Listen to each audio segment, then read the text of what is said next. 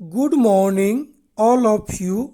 आप सभी का एक्सलेंट ऑनलाइन क्लासेज में वेलकम है। मैं रविंदर सर आप सब के लिए आरआरबी ग्रुप डी 2025 से संबंधित फॉर्म भरने के डेट से लेकर के फॉर्म भरने की अंतिम कुल सीट कितनी है तथा फॉर्म भरते समय हुई त्रुटियों को कब तक दूर किया जा सकता है, मैं इन्हीं सब बातों को लेकर के आज आपके बीच उपस्थित हूँ।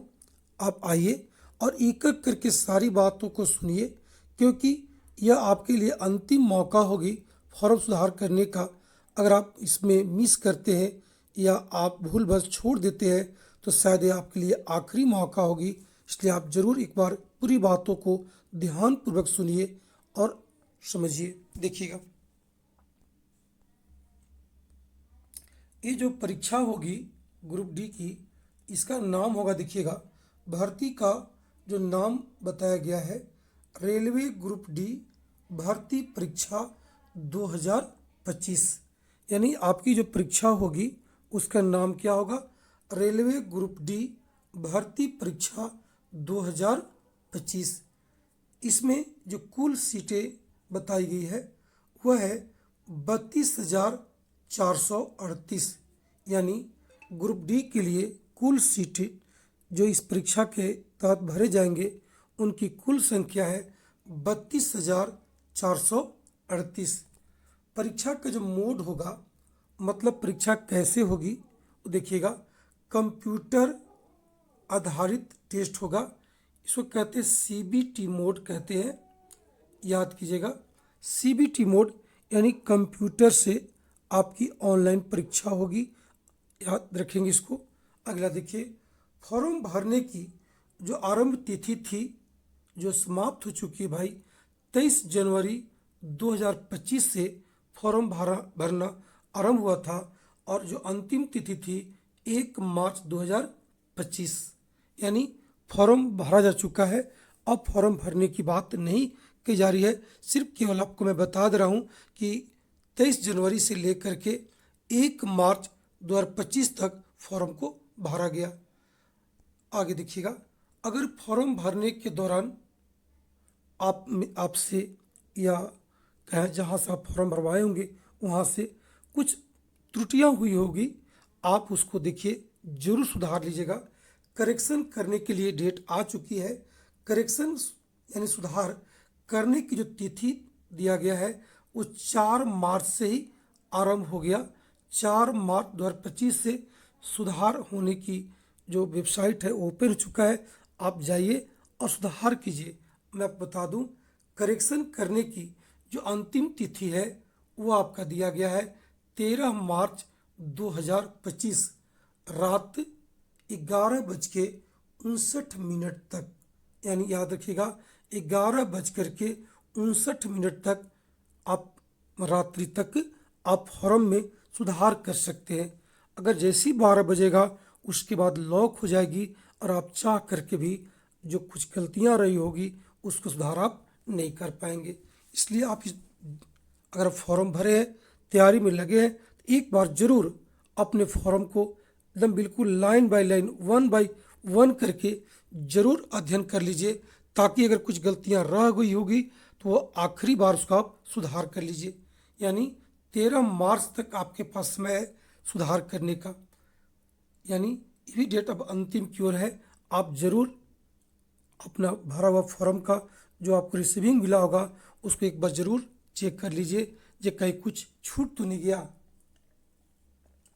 आगे देखिएगा, हाँ, एक बहुत बड़ी बात भाई, अगर आप करेक्शन करेंगे तो मुफ्त में नहीं है भाई, उसका आपको शुल्क जमा करना होगा। देखिएगा, 250 रुपया प्रति संशोधन। यानी जितने प्रकार के जो चीज़ें आप सुधार करेंगे उस सभी के लिए अलग अलग 250 रुपया तय किए गए हैं। यानी एक बहुत बड़ी रकम हो जाएगी यदि आपकी गलतियां एक से ज़्यादा हो तो समझिए। फिर भी आप सुधारने से नहीं चूकेंगे भाई, क्योंकि यह मौका बार बार आपको नहीं मिलने वाला है। आगे देखेंगे, एडमिट कार्ड कब जारी होगी, तो एडमिट कार्ड जो जारी होने की तिथि बताई गई है, परीक्षा का जब डेट आएगा उससे ठीक 4 दिन पहले आपको एडमिट कार्ड लोड कर दी जाएगी, जिसे आप जाकर के गूगल पर आप या इसके आयोग का जो वेबसाइट होगा उस पर जाकर के आप अपना एडमिट कार्ड डाउनलोड कर सकते हैं, देख सकते हैं।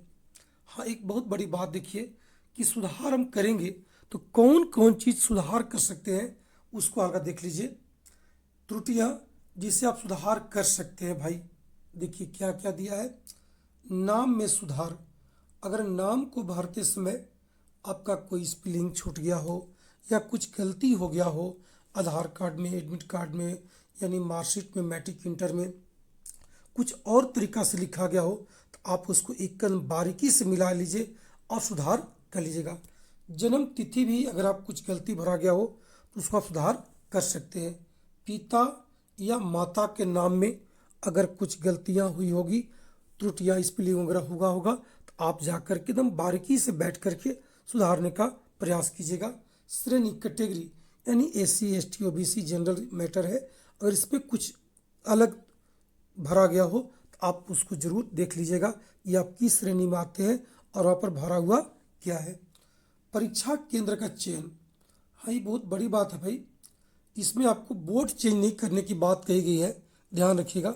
यानी आप जिस बोर्ड में भरे होंगे उसी बोर्ड में रहेगा, लेकिन परीक्षा केंद्र अगर आप वहाँ पर भरे होंगे भाई नज़दीकी देख करके तो उसमें आप बदलाव कर सकते हैं, लेकिन बोर्ड चेंज नहीं होगा आपका। जैसे किसी का रांची बोर्ड है, हाजीपुर है, या आप कहेंगे प्रयाग है, तो इस तरह से जो भी जिसका बोर्ड रहा होगा बोर्ड में बदलाव की बात नहीं कही जा रही है, लेकिन आप परीक्षा केंद्र का चयन आप कर सकते हैं।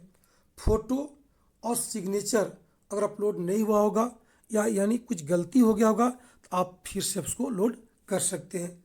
मोबाइल नंबर और अपना ईमेल आईडी भी अगर कुछ गलतियां हुआ होगा तो उसको आप सुधार कर सकते हैं। देखिए 7 प्रकार की गलतियों को सुधार का मौका दिया है, आप ज़रूर अपना जो फॉर्म भरे हैं उसको एक बार ज़रूर देख लीजिए, मिला लीजिएगा। हाँ, एक अंतिम बात बता दें आपको चलते चलते, जो परीक्षा की चरण है वो 3 होगी। पहला आपको परीक्षा होगी जो कंप्यूटर आधारित टेस्ट होगा CBT, उसके बाद आपको जब आप इसमें पास कर जाते हैं, क्वालिफाई कर जाते हैं तो आपको बुलाहट होगी शारीरिक दक्षता परीक्षा। इसमें दौड़ भी है, कुछ वजन लेके भी चलना होता है, कई प्रकार की आपका फिजिकल टेस्ट होगा, उसको आप देख लीजिएगा। उसके बाद अगर आप इस दोनों में क्वालिफाई कर गए तो आपको अंतिम रूप से दस्तावेज लेके जाना होगा जिसका सत्यापन होगा, और बाद में आपको अंतिम रूप से मेडिकल परीक्षा होगी, और आप इसमें अगर सफल होते हैं तो आपको ज्वाइनिंग लेटर मिल जाएगा भाई। यही परीक्षा का प्रारूप है, और मैं इसी बात को लेकर आज क्लास में था ताकि मैं आपको बता दूं ये आपकी परीक्षा कैसे होगी, किस रूप में होगी, कितने टर्म में होगा, और मुझे किन किन चरणों से गुजारना होगा। मुझे विश्वास है कि आप पूरी बात को सुने होंगे, समझे होंगे। खास करके फॉर्म भरते समय जो भी त्रुटियां रह गई होगी उसको सुधारने के लिए जो डेट दिया है 13 मार्च, उसको आप नहीं भूलेंगे, सुधार कर ही लेंगे। चलिए, मैं ठीक अगले क्लास में आप सबके लिए ग्रुप D में क्या क्या पढ़ना है मैं यानी इसका सिलेबस लेकर के आ रहा हूँ, और उसके बाद आपको जो इसका सिलेबस होगी एकदम सिलेबस के अकॉर्डिंग एक एक टॉपिक आपको मैं कराने जा रहा हूँ।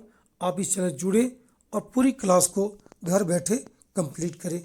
धन्यवाद, दैट्स ऑल। फिर मिलते हैं अगले क्लास में, तब तक के लिए सबको मेरी ओर से धन्यवाद।